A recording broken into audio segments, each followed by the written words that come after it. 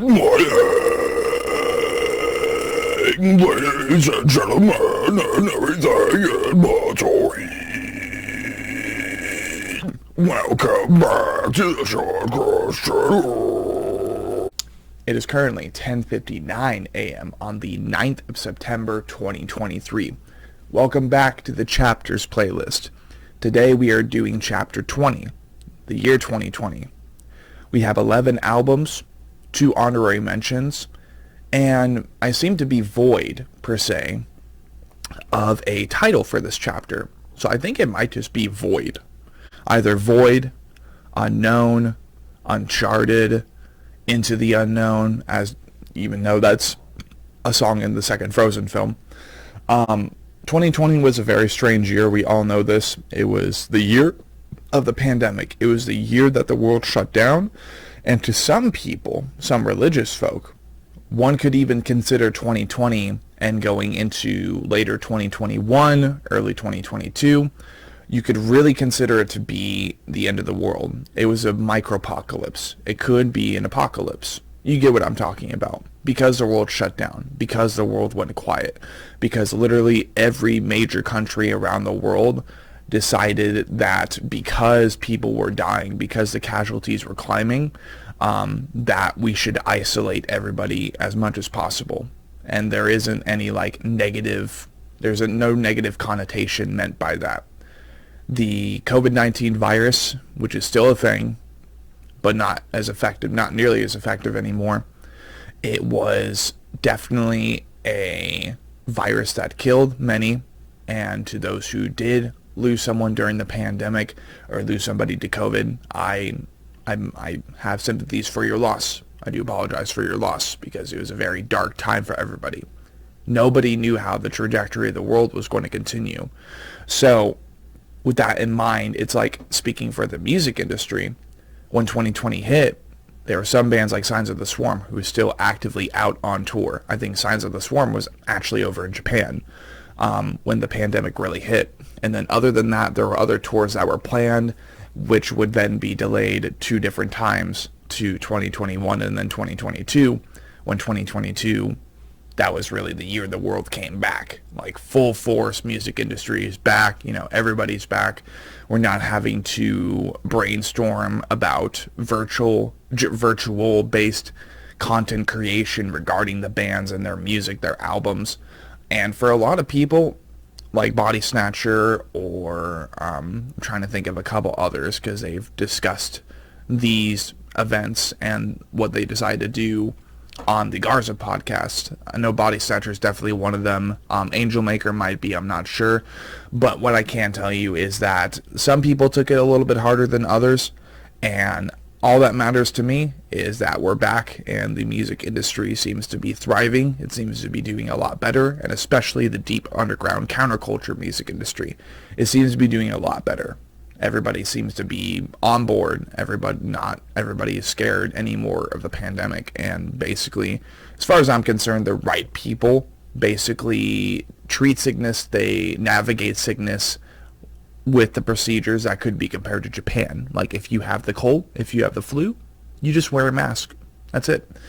And I mean, I can speak from experience regarding the pandemic because I decided to get the Moderna vaccine. I decided to get 2 shots. I didn't get any boosters because I didn't feel it necessary. But I got the Moderna vaccine in late 2021 because during that time, to go to concerts and to attend shows, you had to get the vaccine and you had to get a vaccination card. As to the long-term side effects of the vaccine and how I felt during then, because there are some people that claim that they are sick or that they have been deprived of biological opportunities within their own anatomy. A lot of people I'm seeing are speaking out against the social issues that the pandemic brought, including people bullying, like people with the platform, celebrities, news hosts and stuff. They would be bullying people into getting the vaccine, basically saying that they should be publicly outed, amongst other things. It was a very, very dark time. That's my point. But with that being said, we have chapter 20, and I think it's just going to be Void.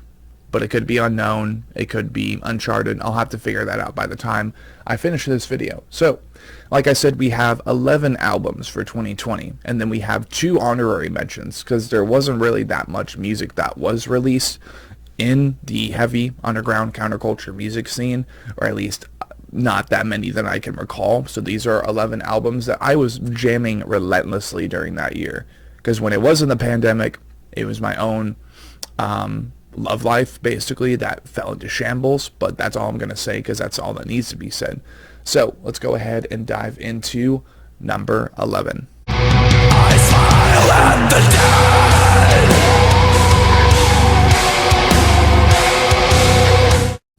Number 11 would be Paleface Swiss Chapter 3, the last selection.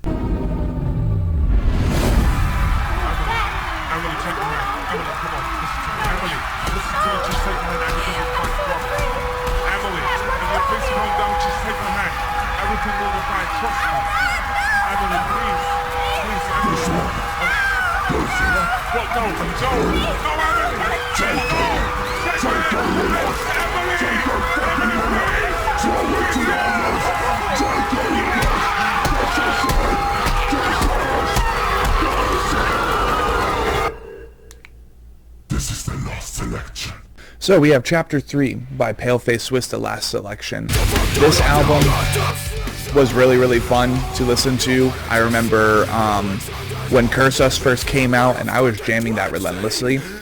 I have every intention to do a vocal cover in the future for Curse Us, because it was such an iconic track to me. It really resonated unanswered energy, like Suicide Silence Unanswered, or even Whitechapel's This Is Exile, or The Saw Is the Law. It's a classic. It's a deathcore classic.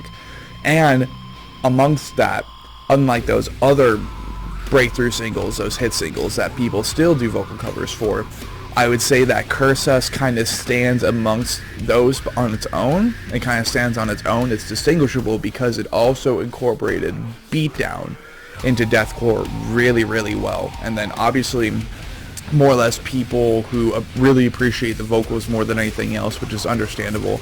You know, Zelly being as raw and raspy but so hype, consistent energy. He utilizes a wide variety of different vocal methods. It's a catch. It catches you in. It reels you in as a heavy music enthusiast and a deathcore / beatdown music enthusiast. I placed this at number 11 mainly because of the album cover. The first 3 chapters album covers. The first one wasn't that bad. The first one was pretty formula, but the next two, chapter 2 and 3, I wasn't really comfortable in buying merch or maybe buying a wall flag for the album cover, because there are depictions, maybe not on chapter 3 now that I'm seeing it, but I was so convinced there was. Chapter 2, I wasn't really a fan of, just because it was a pregnant woman being victimized. Chapter 3 is a very similar thing. I guess the idea of having naked people on my wall that are being victimized and ripped apart without prejudice and without remorse. I just wasn't really vibing with that, but Fear and Dagger, their 2022 album, I think did a full 180 on that. But yeah, you got singles like The Rats, Curse Us, Lights Out, Scalpel. Those are my favorite on the album, but obviously the features, that being No Mercy at All featuring Hood Brawl, Take Us featuring Strangled, despite what's going on right now with Strangled, as well as the rest of the tracks on the album, I think they were done really well, and that's why this lands at my number 11. I'll go ahead and insert a chunk from Curse Us, and let's move on to number 10.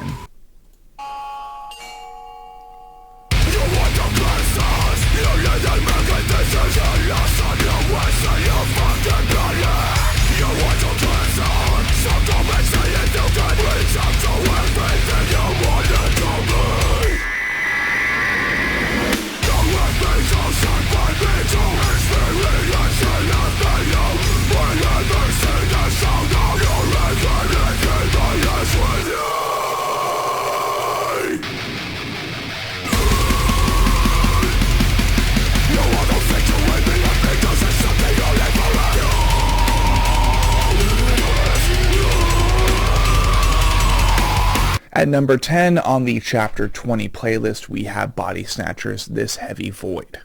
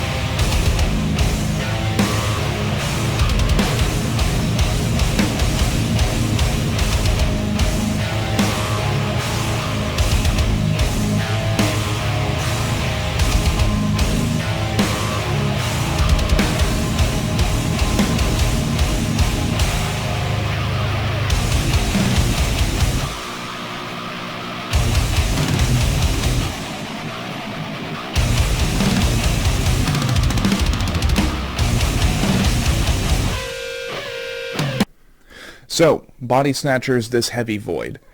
This ended up placing number 10 on my list because I didn't listen to it as much as the other albums on this chapter's playlist. But what I will say is that I think This Heavy Void was probably Body Snatchers' best album of all time.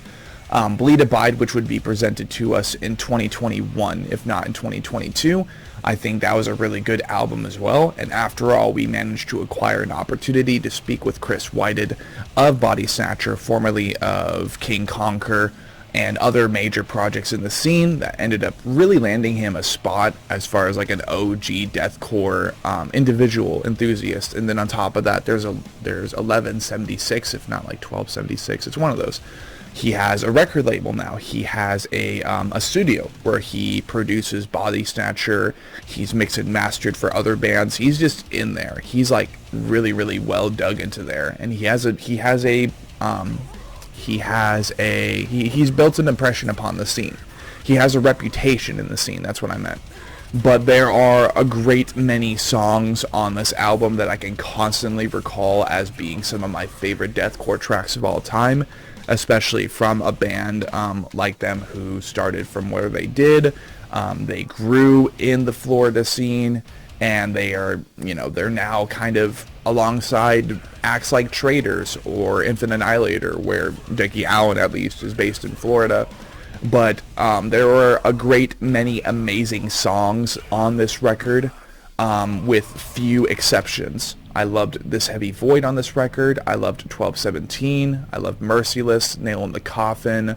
There was Black of My Eyes, which was absolutely my favorite track on this record. And if I do decide to do vocal covers in the future for any bands, if I plan to do any vocal covers for Body Snatcher in the future, I want my journey of doing vocal covers for them to start with The Black of My Eyes, because it was such a good song.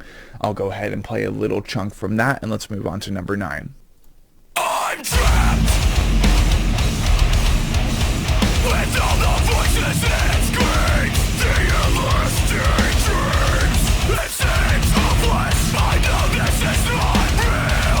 It's just in my head, I'm still forever in dread. Fuck it.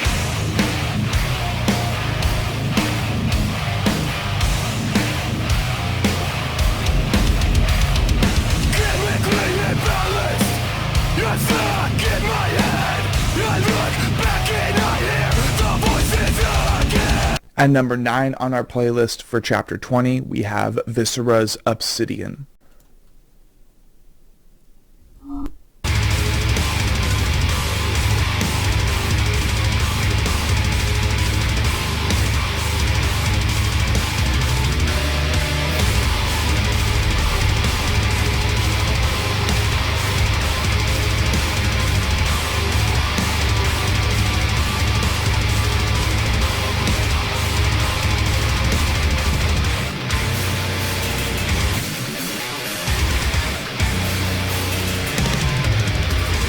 Viscera's Obsidian, released 2020 through Unique Leader Records.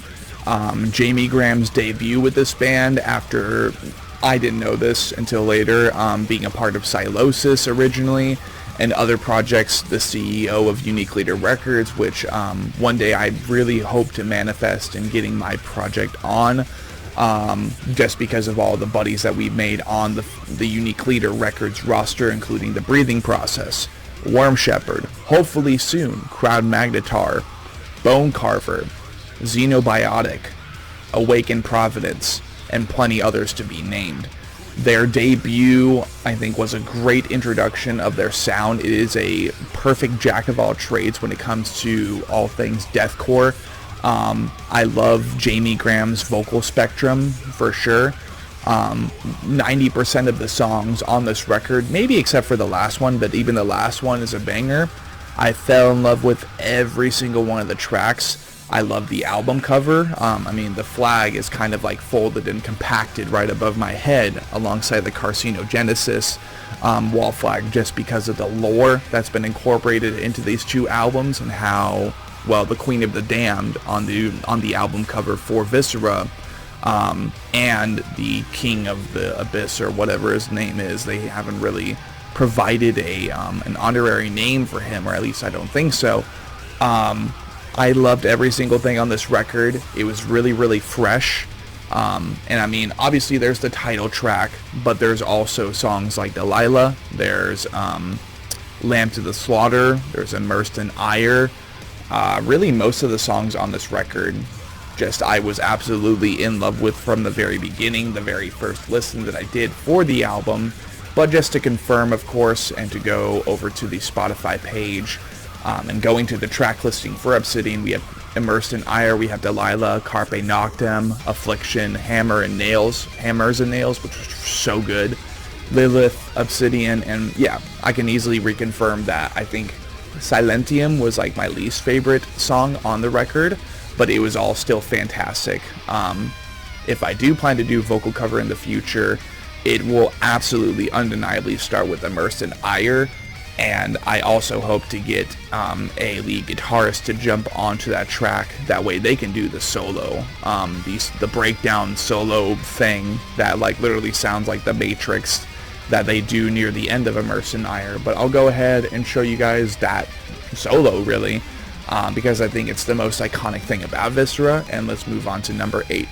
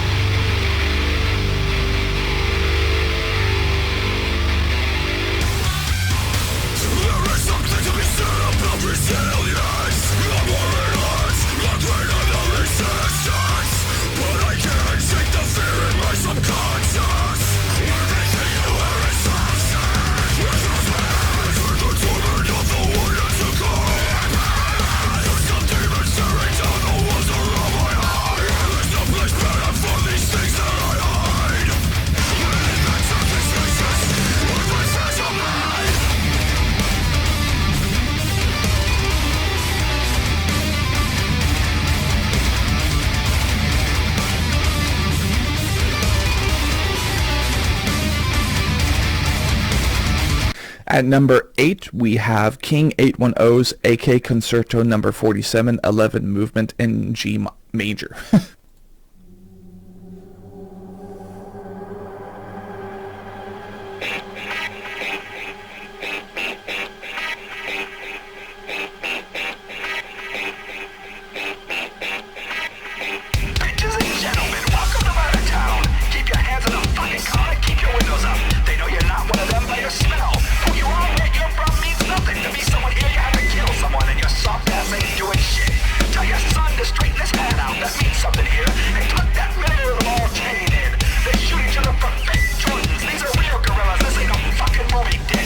So, King 810's AK Concerto number 47, 11th movement in G major. I am purely surprised that instinctively I did not put this at the very bottom of the Chapter 20 playlist. Just like 2019 with Suicide King, King 810 is definitely one of those bands to where I don't really recall enjoying that many songs on the album itself. But the thing about King 810 that's so important to me is just perspective.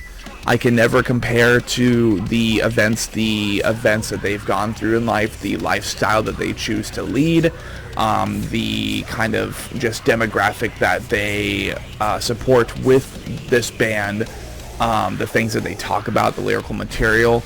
But what I will say is that on this album, Red Queen, I Am the Enemy, Hellhounds, Da Vinci, Hands, Pink Pinocchio Nose, Dukes, House of Dust, Suicide Machines, and Love Bomb were probably ended up being my favorite songs on this record. And as I was mentioning that I might do vocal covers for the previous bands, this is one of those bands that I just do not want to participate in as far as vocal covers, but I would love to have the opportunity one day to sit down and talk with these boys, whether over Zoom or even in person when they come through town next, just to kind of like understand their perspective and understand like why they do what they do.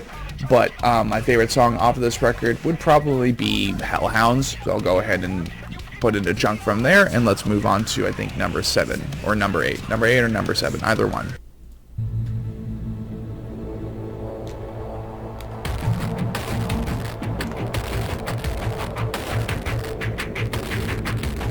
I still want them to eat, but they're gonna have to be at a different table.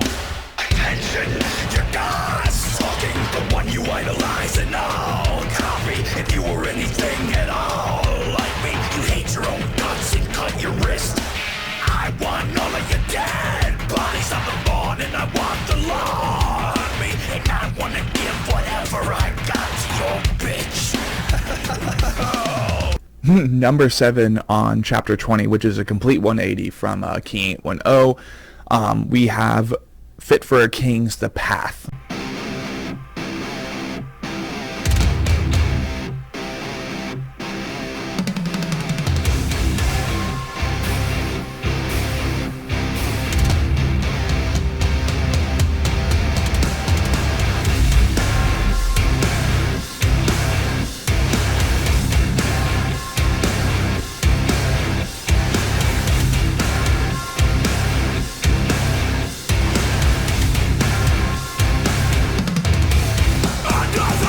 Fit for a King's The Path ended up being, I think, one of my favorite records by Fit for a King, just because it had that heavy edge to it, while also sustaining most of their major elements that kind of distinguished them from other metalcore bands as well as other Christian metalcore bands.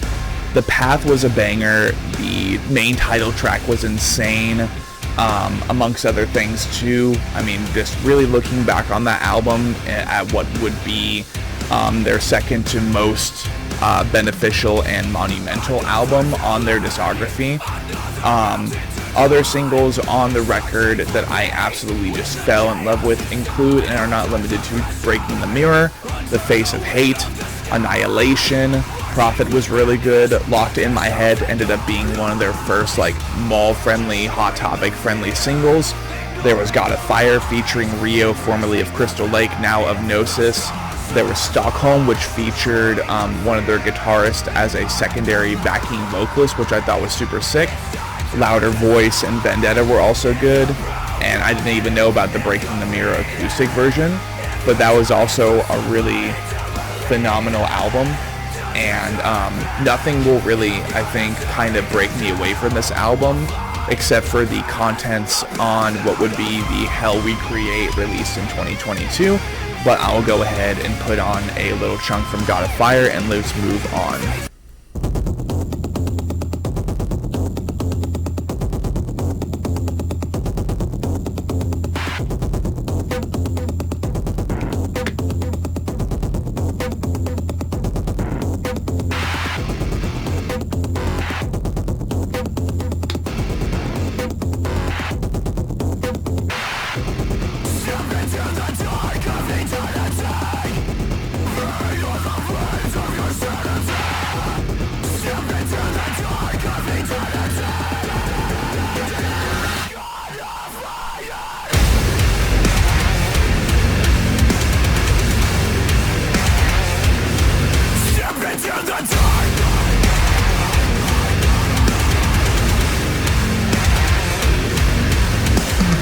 Next on our list, we have Ingested's Where Only Gods May Tread.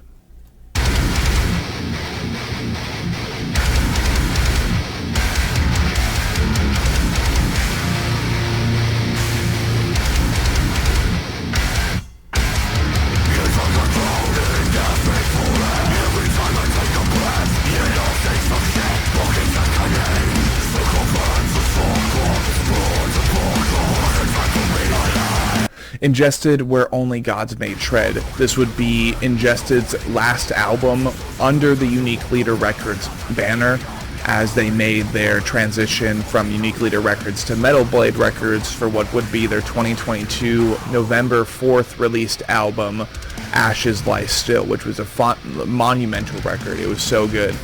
And I would say that Ingested ended up landing higher on the list despite the fewer songs on the track list that I constantly go back to listen to the album for. Despite how fewer there are, this album, this band, is the reason that I really started digging into and appreciating slamming brutal death metal, slam death metal, whatever you wish to call Ingested, whatever you wish to name them as, genre-radically speaking. There were a great many songs on this record that kept me coming back, including Follow the Deceiver, there was Leap of the Faithless, there was No Half Measures, Impending Dominance, The Burden of Our Failures, which I only recently figured out Vincent Bennett and recalling Vincent Bennett to be the vocalist of the Acacia Strain, so I didn't even realize that before. Absolutely love that. Dead Ceramic Forms was really good. Black Pill being a collaboration between a metallic hardcore / beatdown band and a death metal band, I thought was a really iconic collaboration and crossover. And my favorite song on the record would be Another Breath featuring Kirk Winstein, because it was just so different. It was so standalone. It was so out of left field, but it still matched what would be the melancholy vibe throughout the entirety and the rest of the record. So I'll go ahead and put in Another Breath, and let's move on to our next album.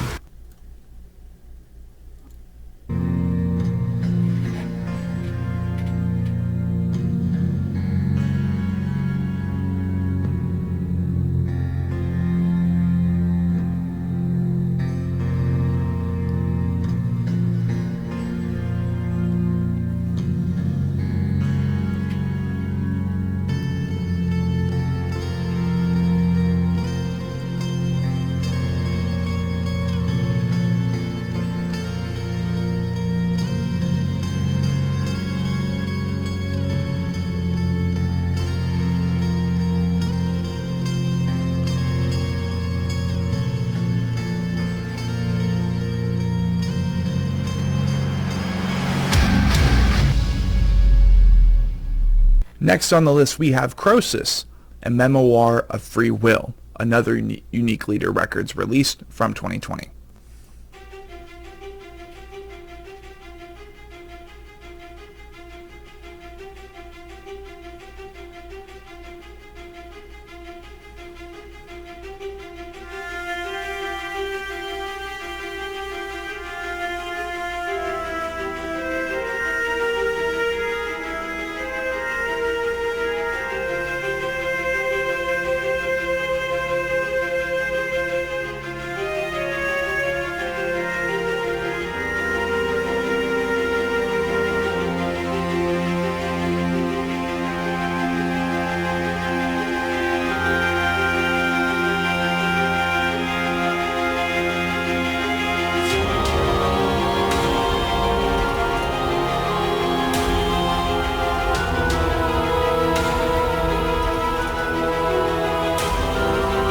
Alright, so Croesus, A Memoir of Free Will.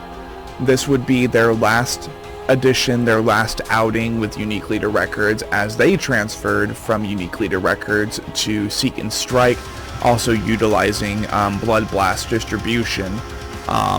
This was an incredible album to listen to from front to back. I always found myself returning to this album, especially when I was playing Destiny.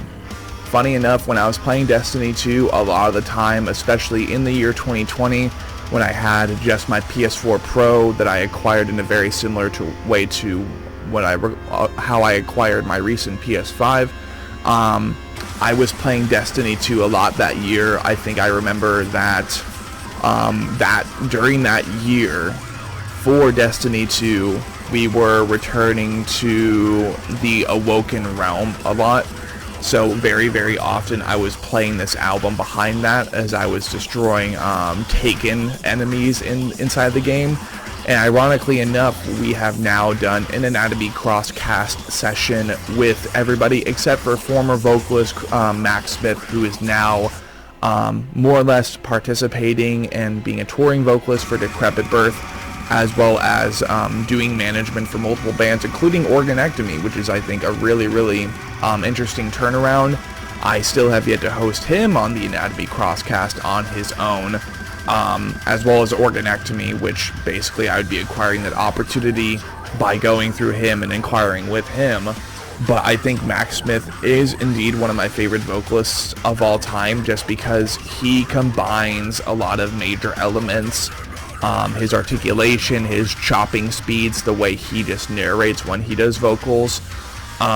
He reminds me of a good combination, or at least Croesus reminded me of a good combination by listening to this album, of Enterprise Earth with kind of Dan Watson-esque vocal spectrums with Rings of Saturn and their alien deathcore vibe. It's the reason I ended up listening to this album a lot when I was playing Destiny 2. As far as specific songs on this record that I constantly go back to and listen to, just remembering and going back to the moments where I first listened to this record and really wishing that I could just eternally and infinitely recycle just forgetting this album and listening to it over and over again. Everything on this record is really, really easy to listen to. It is a consistent story, and I just have yet to confirm the context and the story behind the lyrics with Max Smith himself. But obviously the title track, A Memoir of Free Will, with Battles Are Won Within just before that, and if I remember correctly, it's either with Virtue, I Am Free, or Gone But Forgotten. They actually switched and reversed a lot of the musical elements from A Memoir of Free Will. That way it's like, okay, this is backwards, but now, as we're understanding the story moves forward, and that's what A Memoir of Free Will is. But as well as Max Smith's vocal capabilities, I think everybody in this band are iconic, and they are very intelligent with their, they are very, very intelligent with the way that they write music, the way they compose music.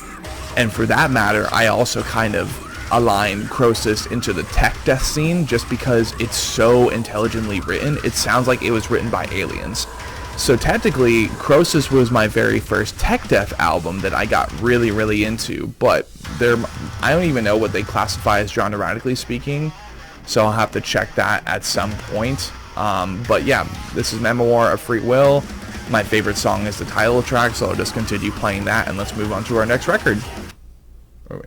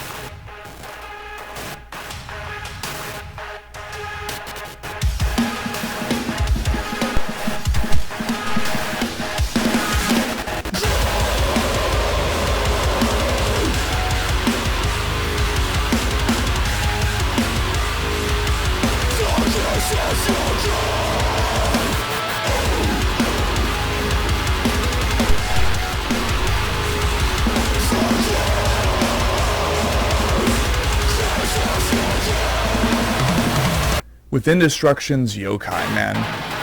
Iconic record.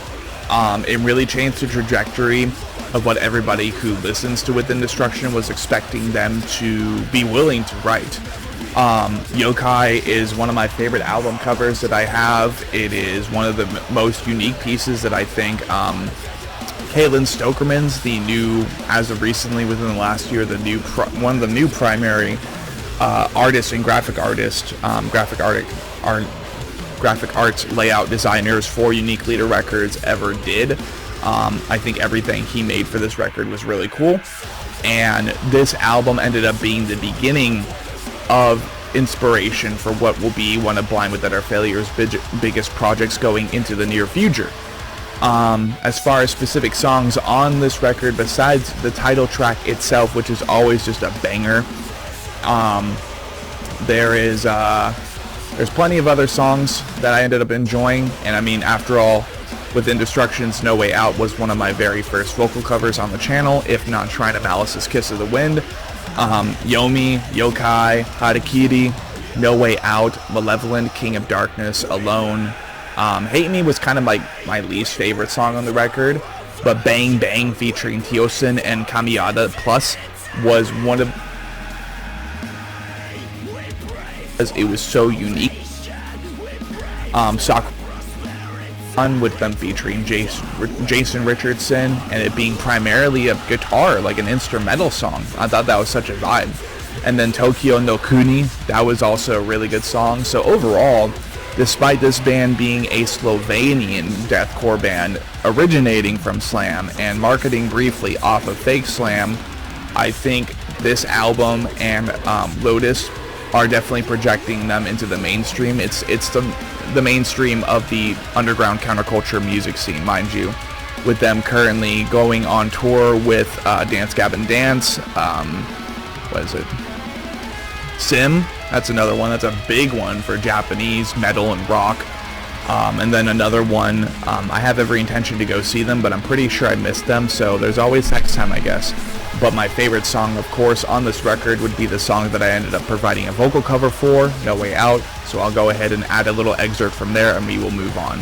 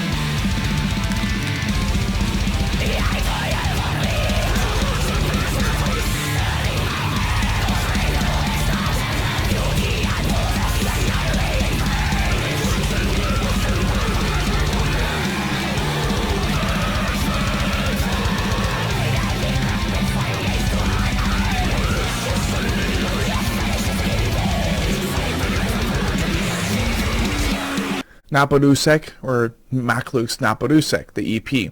My introduction to this band, truly. A good introduction, per se.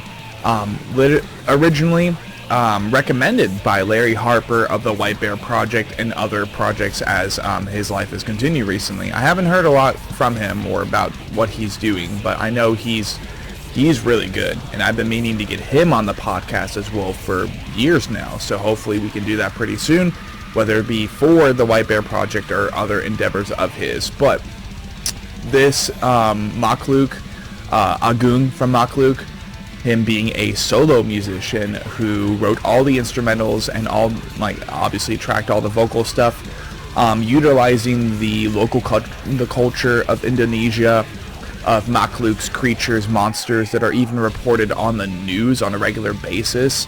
I don't know if that's still a thing, but that's what he was reporting to me. That's what he was telling me during our initial podcast session. And I mean, recently, Agung of Makluk has been investing and preparing his next EP, which is going to be Welcome to the Dunia Lane, with the title track now available to go stream. Definitely go check that out, as we didn't really do it on the channel, but we did away from camera per se.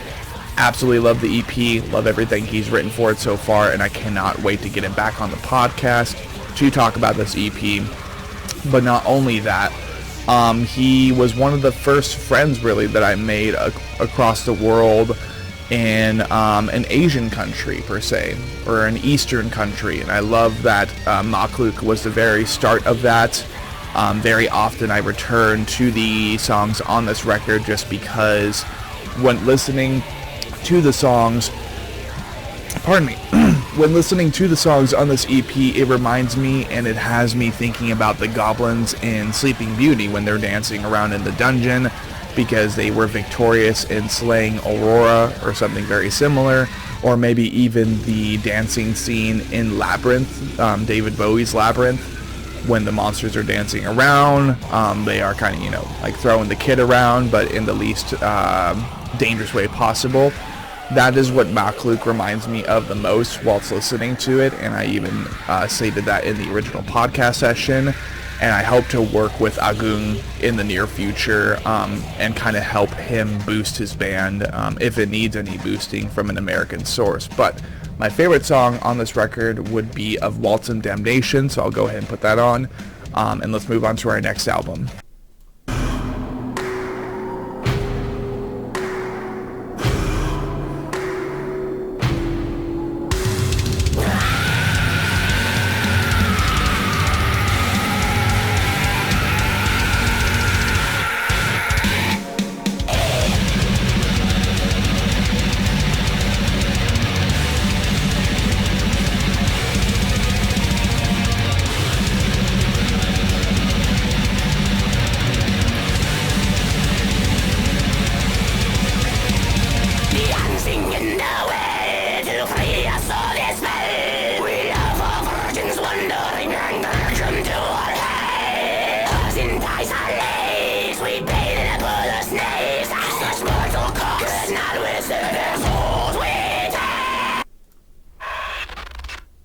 Number 2 on our list would be Make Them Suffer's How to Survive a Funeral.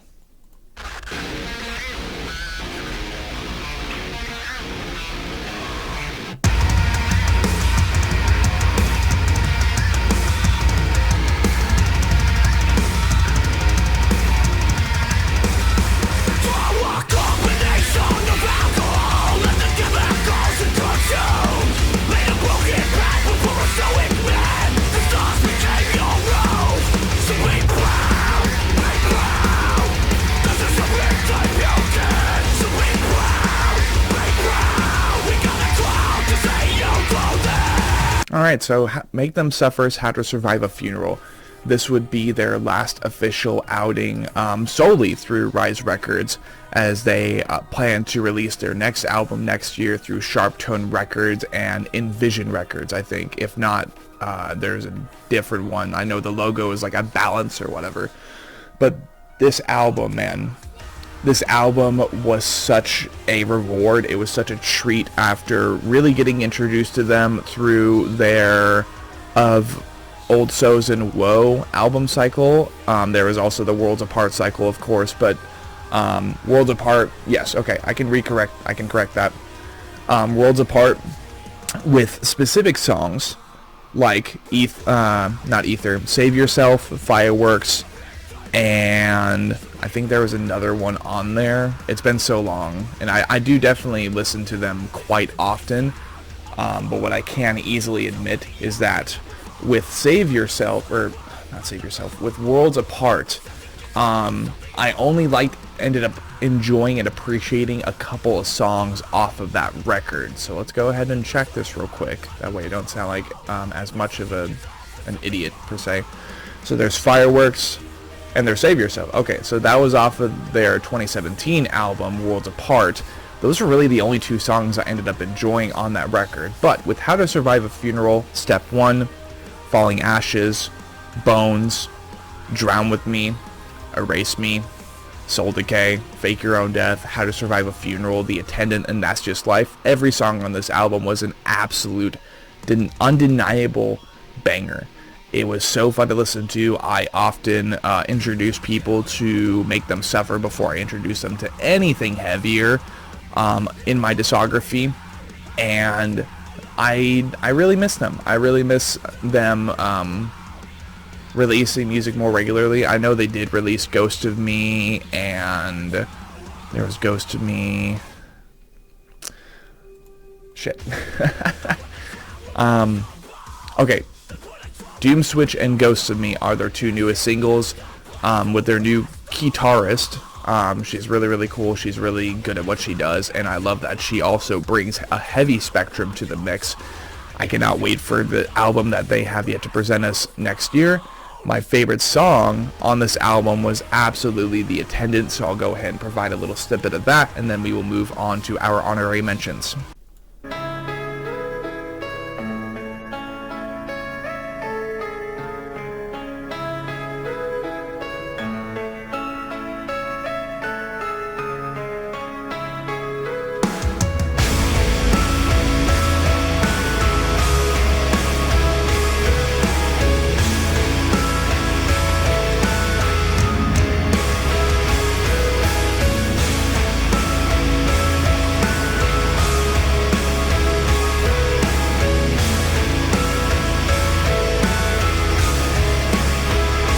And before we move on to our number 1 for chapter 20, I wanted to go ahead and add in some honorary mentions for 2020. These were albums that I didn't really end up touching on, except for maybe a couple songs.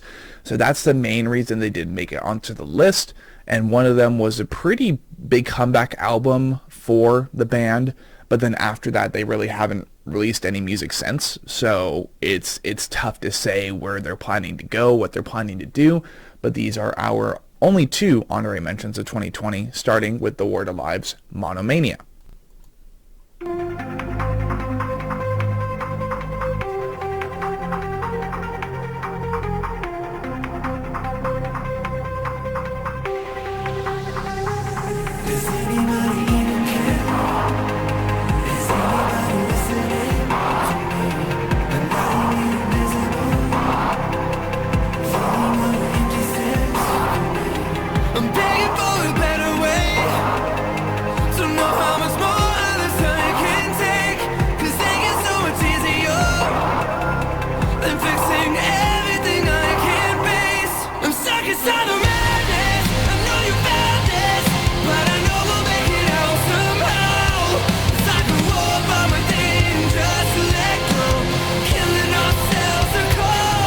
And being that Fearless Records is Fearless Records, unfortunately I can't exactly add audio to the background, and hell, I might even get copyright struck and blocked for this part of the video. But The Word Alive, Monomania.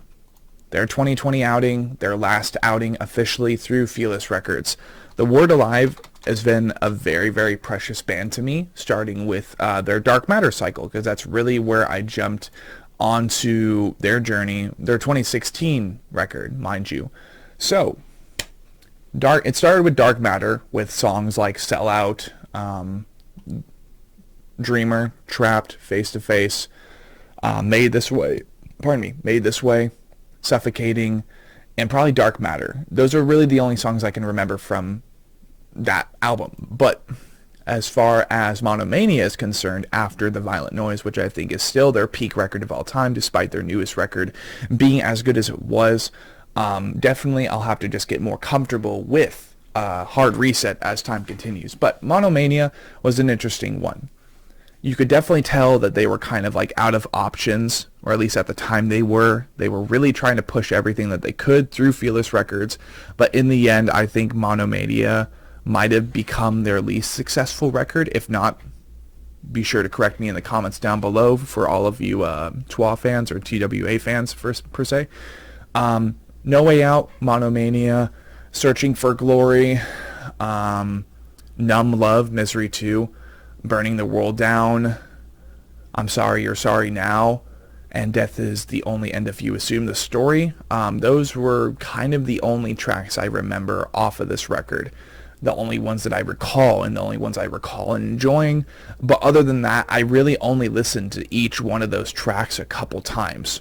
I only checked out the music because at the time, of course, 2020, it's like Fearless Records has been definitely taking they've been taking a decline as far as their reputation and as far as the bands that are on their label. Literally the only poster boys to me that are left on the Fearless Records label happen to be Pierce the Veil, what was the Word Alive. So now that they don't even have the Word Alive, I would think that the only poster boys and the only prominent bands they have on their label would be Wage War. There's Ocean's 8 Alaska. They're still on Fearless. And Pierce the Veil. That's kind of it. So other than that, I mean, when you think of Fearless Records, that's kind of like one of the Warped Tour record labels. That was one of those labels that you saw prominently bringing acts to Warped Tour, Motionless in White, when they were on Fearless Records. I'm sure Fearless was doing absolutely amazing. My Enemies and I, they were a really good project for Fearless Records. The White Noise, they were a really good band. It's just a damn shame that both My Enemies and I and the White Noise decided to disband when they did, because I could really see a future for those bands, but I mean, depending on the demand from Fearless or whatever the situation might have been, this is just like opinion from an outside perspective. It's like, I can see why they ended up deciding to close the doors on the projects early on. I am painfully aware, and I get the impression that Fearless Records is a very demanding record label, and because they are known and have the reputation of being one of the few record labels that were consistently featured on the Warped Tour roster when Warped Tour was a thing, before it ended in 2018. The Word Alive was definitely one of their biggest projects, so it's interesting and kind of concerning from an outsider perspective to see the Word Alive decide to depart Fearless and instead migrate to Thriller Records, which is, ironically enough, led and managed, has this former CEO of Fearless Records running Thriller Records instead. So I can only hope that from here on out, Thriller Records ends up being a good secondary option, a more modernized option compared to Fearless Records. I'm glad that The Word Alive is on Thriller for that matter. There's probably more than a few reasons that they decided to migrate to Thriller Records, but listening to this record, I could definitely tell that it was their last resort. They were trying their best to get some music out there that people cared about. I don't know how successful it was. I know I didn't really get attached to it, but my favorite song would indeed be, I think, No Way Out, or Searching for Glory. I think it's either Searching for Glory or No Way Out. So I think I'm going to do Searching for Glory, and let's move on to our other honorary mention. If you're searching for glory, this isn't it. Searching for something good within.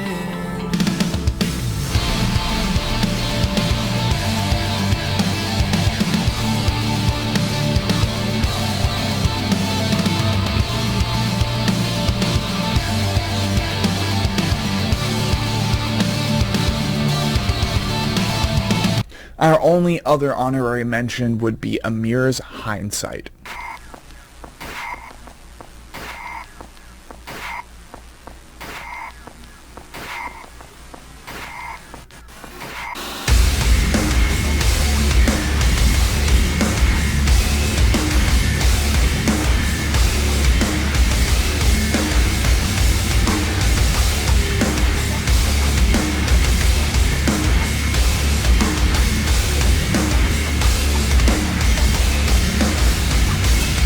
Alright, so Amir's Hindsight.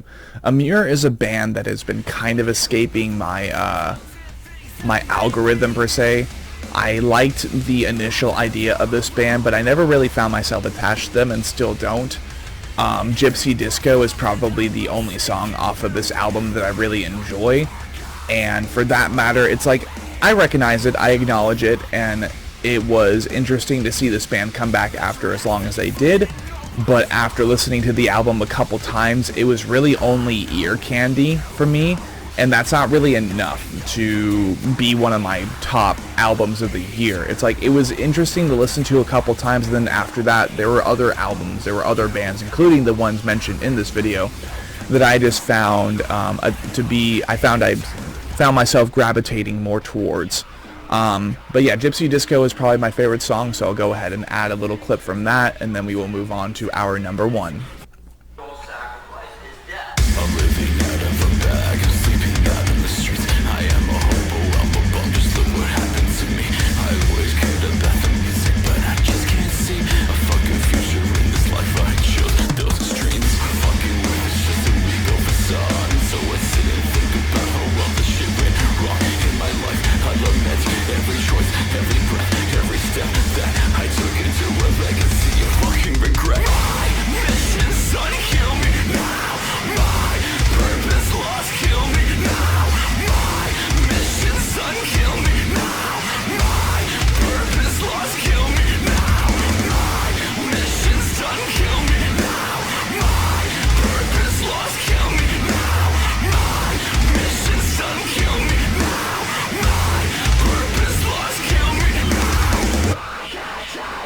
At number one, ladies and gentlemen, and everything in between who are subscribed to Sean Cross, and especially if you've gotten to this part in the video, I do appreciate your time, your patience, and your interest in wanting to learn about my overall music discography, starting from what will be corrected to 2017 to now. And we will be piecing together, again, chapters, videos throughout the entirety of the year. That way I can kind of like quickly catch up and let you guys know all the music that I've been listening to. But at number one, we have Lorna Shore's Immortal.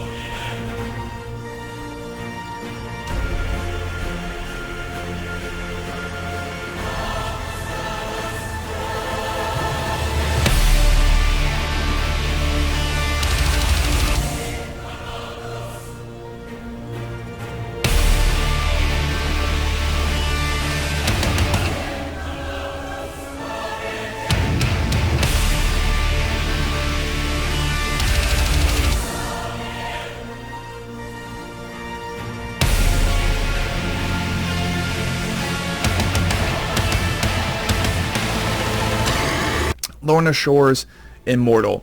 This was an iconic record for the black and deathcore scene. This was an album that was originally meant to be uploaded, distributed, and released in December of 2019, which would have added it to the Chapter 19 Shadows playlist, as really it fell in right after all of those iconic records that were mentioned in Chapter 19 Shadows, that being Shrine of Malice's Sheol, that being Shadow of Intense Melancholy, that being Enterprise Earth's Luciferus, as well as Awakened Providence's The Black Sun.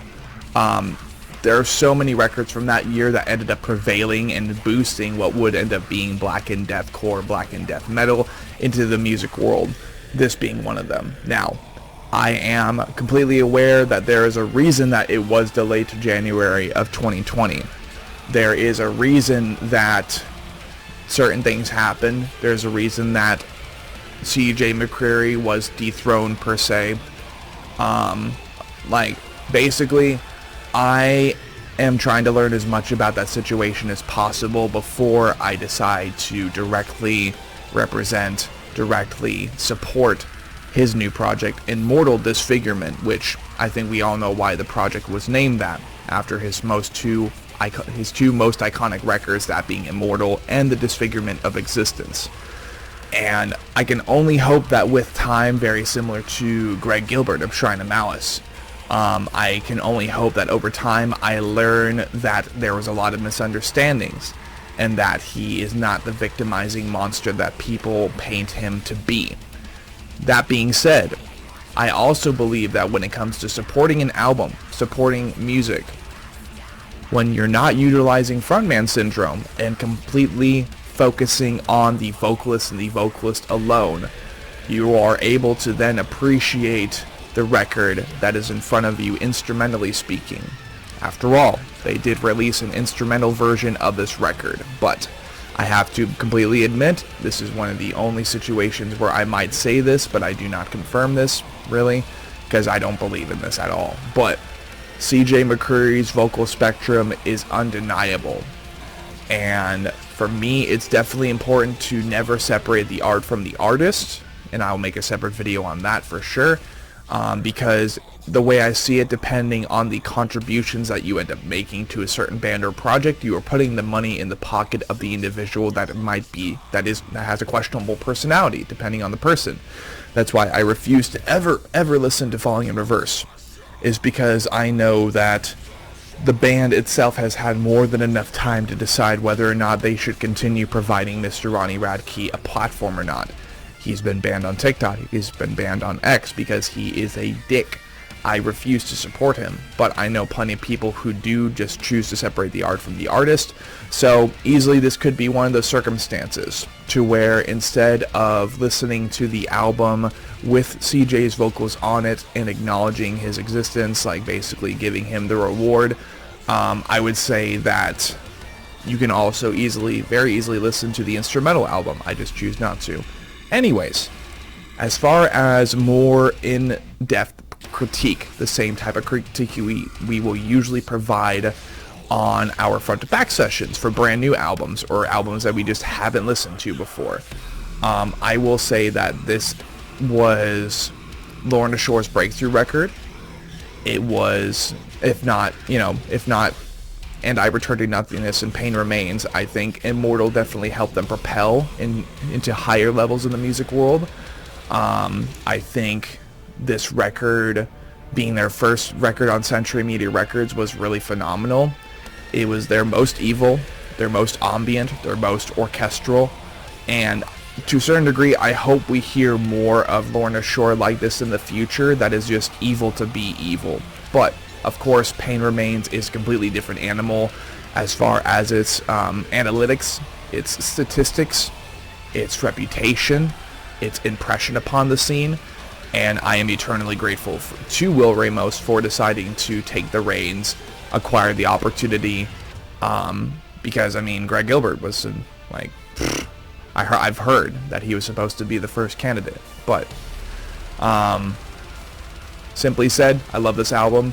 I have done a vocal cover of Warpath of Disease. I plan to do King of Deception. I plan to do Obsession. Plenty of the songs on this record I want to do vocal covers for. But let me know what you guys' thoughts and opinions are on this top 11 with 2 honorary mentions for Chapter 20, Void. That's what I'm going to name it from now on. Let me know what you think down below. What were your favorite albums of 2020?